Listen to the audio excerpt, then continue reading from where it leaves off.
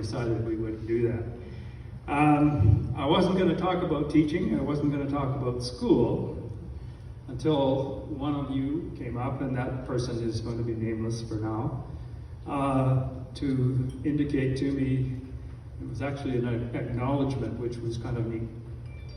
He said, "You remember way back when you were talking about that damn metric system?" And we all just sat there and said, "That's just a whole bunch of whatever." And he did come up today and said, "Damn it, you were right." So here we are with metric. That's the end of the teaching stories. What I wanted to do tonight was task you with a little bit of trivia. This is not Reach for the Top. It's not Reach for the Top team. This is not Jeopardy or anything along that line. But I do want to see who has the better memory, and we're not going to keep score. Maybe Blair's going to get somebody to buy the round of drinks for everybody that wins it or something. I'm not sure, but that's his call. Just his table. And anyway, so just a few things that I pulled out of my hat in terms of things that happened in the 72-73 time period in MCI. So number one, student council. Who was your president? John Sherry. Bingo, right on. Vice president? Aha. Yes. And your treasurer?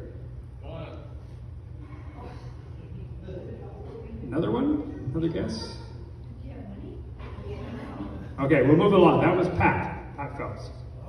Okay. How many and different school clubs can you name that were in the group that you have?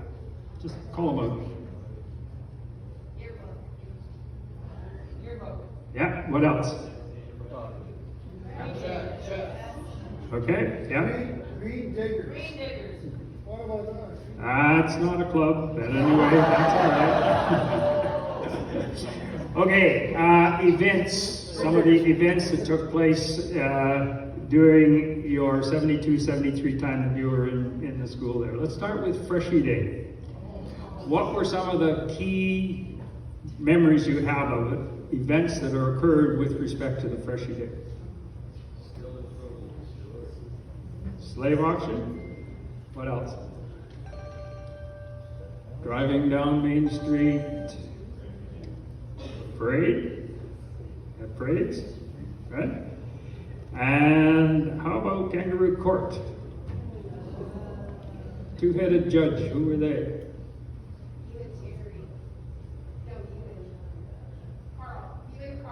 Nope. Jimmy Sangster and me. We were doing that one together there. How about the variety night? Who was your staff advisor for that? Comrade, is he here? Word. Yes, that's right. And Winter Carnival, any highlights from that one? Some good ones back there? All right. How about the grade 12 trip to Smooth Rock? How many went on that trip? How many got sent home? That's an after party story for that one now, right? We're not going to go there. All right. And who were some of your chaperones? Two Sangsters, I think, right? Jim and Linda? Who else? Ray Power? Yeah. And Peter Friesen, I believe, was on that as well, on that sort of thing. Okay. I think for the first time ever, there was a decision made that year to hold a new major drama production. Remember that? Anybody know the name of it? Yeah. Little Red House. Okay. Red Bill. All right. All right. And who was your director? There was two of them. One of them was in the room. Gene and Maxine, sitting in the back corner over there. So they were part of it. Great success for that event. It was a great one. Just a little different gears. Outdoor education. Anybody participate in that? I think it was everybody, wasn't it? Pretty well. 4 people admitted it, okay? All right. Let's get into sports, intramural sports. Can you name some of the sports team names?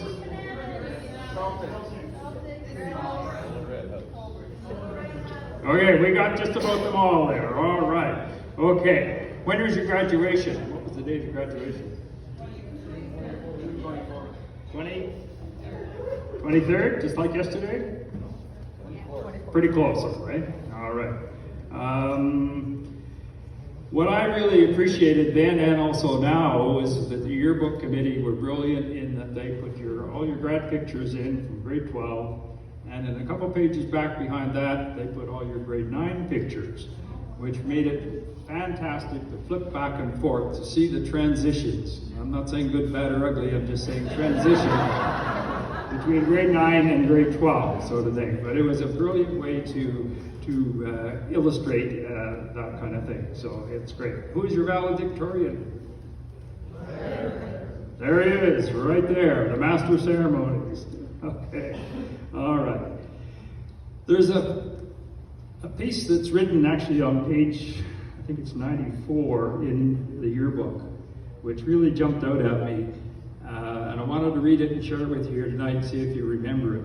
And what it says on page 94 of the yearbook, it says, the grads of 72-73, you have a lot of spirit and energy which you put into school functions to make them a success. Remember that? Goes on to say, these two things, spirit and energy, will be a great asset to your future life.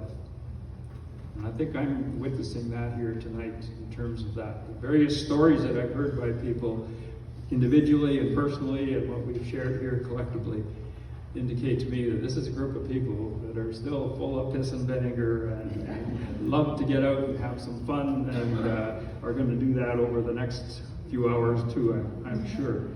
And I want to pass on my thanks to the organizing committee, because I think it's not every situation, every group where somebody steps up and says, hey, we got to do something here. And Blair was talking about that earlier in terms of the organizers, and I salute you for that sort of thing. And to Terry again for inviting me. One last little quote that I have, and this one stays with me often too, because I think the reason it's important to me, I'm going to give that first, is that we are all in this together. We're all kind of in the same age group nowadays, kind of thing, and that. We don't have everybody here with us that we had earlier in our life and that kind of thing, but that is life. But we keep going, and it is part of what it is. And the biggest part of it for me is that the kindness and what we can do for each other in life has zero to do with physics, chemistry, math, or whatever, but it's about being the people. Being good people. And as my last class of graduates, grade 12, before I left, that's why I came today. Because you were the last group, and I just wanted to be here with you. Waited 50 damn years to get here. But we made it. But here's my quote, I want you to stick with this for a bit. If you can lie down at night knowing in your heart that you've made someone's day just a little bit better, you know that you have had a good day. I like to have that one with me every day. Thanks very much, you guys.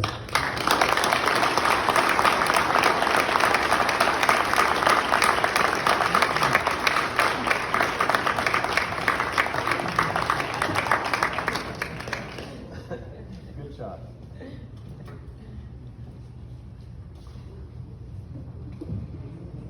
Thank you, Terry. You know, when Terry mentioned the club or the team Reach for the Top, it kind of jogged my memory for a second. And I wish that Lois Heimers was here. She said she was coming. Again, I looked at, she was the only member from this class that was on Reach for the Top team. The others were, there's 4 of them, but they were a grade lower, or whatever. And speaking about that, Darwin mentioned to me that he should have been on that team. And then I realized how he was looking at it, because Darwin taught me, or he says to me, Blair, when you're with a girl, start at the top. He said, work your way down. If you get a slap, start at the top again, he said. So that's Darwin's version of reach for the top.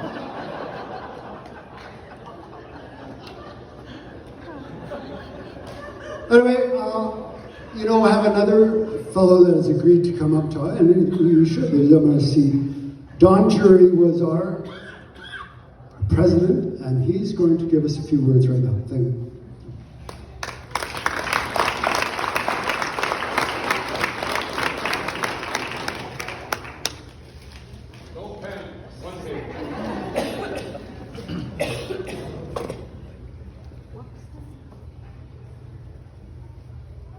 Terry Lum's a hard act to follow. But anyway, fellow classmates, good evening. First off, it's great to see everyone here, and I'm pleased that so many of you were able to attend. 50 years. If you're like me, it's hard to imagine. And you also wonder, where have those 50 years gone? 5 decades ago, we were young adults. Well, let's be honest. We were a bunch of teenagers, but we were a bunch of teenagers ready to take on the world. Now, here we are, half a century later, a bunch of senior citizens. I'd like to thank all of those who invested their time, talents, and energy into organizing this historic event. As I mentioned, it's wonderful to see everyone, and also great to see some of our teachers from the hallowed halls of MCI gathered here as well. There are a number of classmates and teachers that sadly have passed away over the years, and some who could not be here this evening. As you reminisce and talk, remember those individuals in your conversations. They too are part of our story.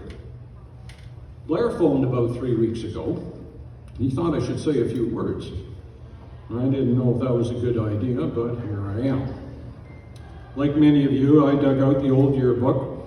I looked at the pictures, and I read the captions, etc. And I noticed the president's message was 9 1/2 lines long. The valedictory address was 3 pages. I thought, 50 years ago, my remarks were brief. And you certainly didn't come here tonight to listen to me. So relax, visit, tell stories, and enjoy the evening. Thank you.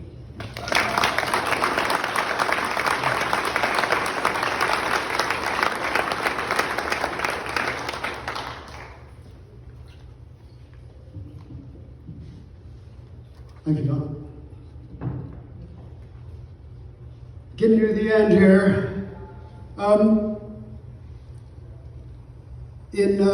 In the memorial table, there, one of the last classmates we lost about a month and a half ago was my good friend, Dave Marnock. And at his service, there was a very nice telegram written from Clinton Austin, and it was read out at his service. And it was about, regular stuff. But Clinton mentioned playing sports on the same teams as Dave. And he especially mentioned the hockey team. The MCI hockey team. There was a very cool story to that in that, I'm so sorry Harold Gillishammer is not here tonight. One of the coolest things about that was our principal of the high school played with us guys as well as 2 other teachers, Ken Tully and Bill Wesley. That was it. So it was pretty cool to have your principal in the same locker room when you're swearing and about this, and it was this level. It was not it was all on one level. That was pretty cool. On top of that, we started out as a horrible hockey team and ended up being very successful. We won this league. It's only 4 teams in the league. You just keep playing them over and over and over. And anyway. And some people say that the TSN turning point for that hockey team was when Brent Enquist returned from his professional hockey team. No, the goalie was Clinton Austin. It was that long ago. Our famous goalie, Doug Kuchma, was playing defense at that time. No, when Brent Enquist came back, we were quite a different squad. And other people say the TSN turning point would be when Terry Nealon learned to turn just a little bit. Some Swede he turned out to be. It was the boards or bust for Terry Nealon. He'd go and he'd hit the boards and he could get shuffled about, and then, just like Wayne Gretzky, he wouldn't go to where the puck was. He would skate to where he thought the puck might come, in a straight line. So we were pretty ragtag, but yeah, we somehow won. And you know, we had some other great players who, when Gordie Orr scored, then that smile would come out like that end of the arena was brighter right off the hop.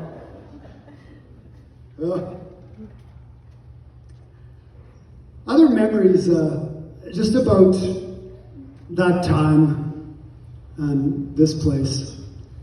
The danger when you have a microphone is that you use the words I and me too much. But I can't help it in this story. When we graduated in June of '73, in August I went away to and joined a youth exchange program called Canada World Youth. And there were 30 kids in that program from all across Canada. I was the only one from Manitoba. And I met fellows from cities like Ottawa, Oshawa, Toronto. And these guys, same age as me, would be talking about all the books they'd read. And I would say, oh, no, missed that one. And the next book, no, I don't know that one. And another one. And I really, seriously, I felt, for a while, I felt inadequate, inferior. Provincial is a nice way of saying country bumpkin. But only for a while, because after a while I realized when these guys were in their parents' basement reading a book, I was in a car with good friends and maybe some girls, some beer, an AM radio, and that car would never pass a safety today, with no destination, and we would go on those country roads at a top speed of about 20 miles an hour. We were country cruising. And I thought of those Eastern, learned, nincompoop lads, and I said, I wouldn't trade you for all the books in China. No, it was so easy to be almost free here as a young guy. It was great. Another experience of mine is about this town. You think that every town in Manitoba is virtually the same, whether it's Treeherne, Arborg. You think, well, they're the same. But then I went to University of Manitoba, studied agriculture, and I'd meet these farm boys, friends of mine. They would come here and they would say, this place is different. And the thing that makes this town different, I feel, especially in the 60s and 70s, was the railroad. Every second Thursday, there was a huge influx of money coming into this town. Because the railroad has a nationwide pay rate. You made the same money in Minnedosa as you did in Toronto. But the kicker was, you couldn't get fired if you tried in those days. And to sweeten the pot, you didn't have to go to work if you didn't want to. You could phone them up and say, book me off. And you're booked off. And so the generation above us, I see Brock, I see Al, there's so many people here who know exactly what the railway culture was like in those days. We would see the adults, to us they were a generation of us, they're adults. They would go on 3-day drunks. And so we would grow up saying, well, this must be normal adult behavior. And I really feel that that railway influence threw this whole place into a crazy, everybody would just book me off.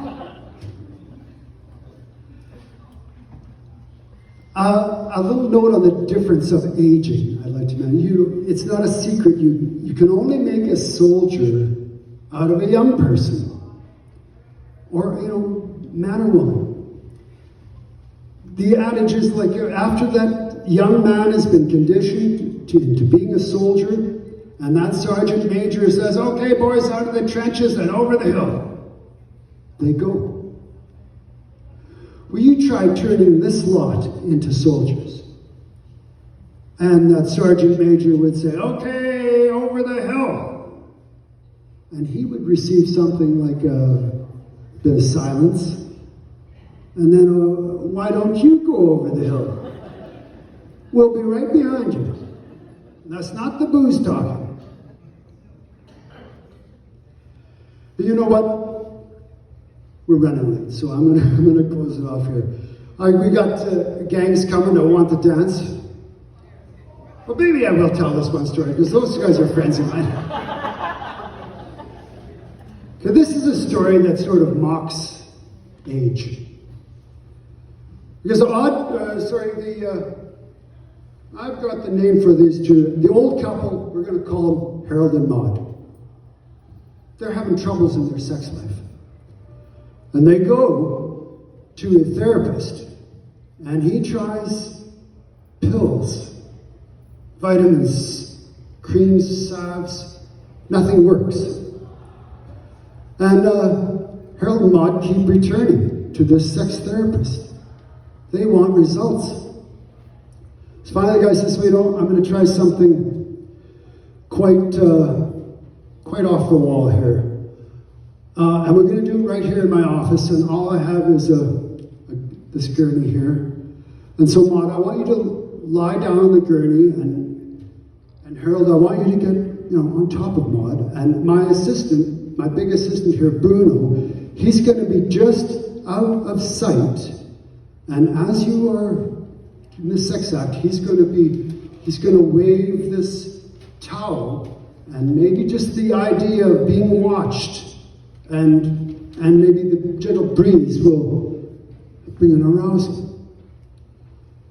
So Maude does exactly that. She's on the gurney. Harold gets on top. Bruno's waiting down. Nothing's happening. Finally, the therapist says, "Okay, now stop. I want Bruno and Harold to change roles." So Harold takes the towel from Bruno, and Bruno gets on the gurney with Maude, and all of a sudden there is a difference. Marked difference. Things are happening. Starting to hiss and spit. The gurney is bouncing, and Harold's getting excited with the towel like this, and it's going on, and it's getting faster and faster, and finally it ends in a crescendo. And Harold goes up to Bruno and he says, "Now that is how you wave a towel."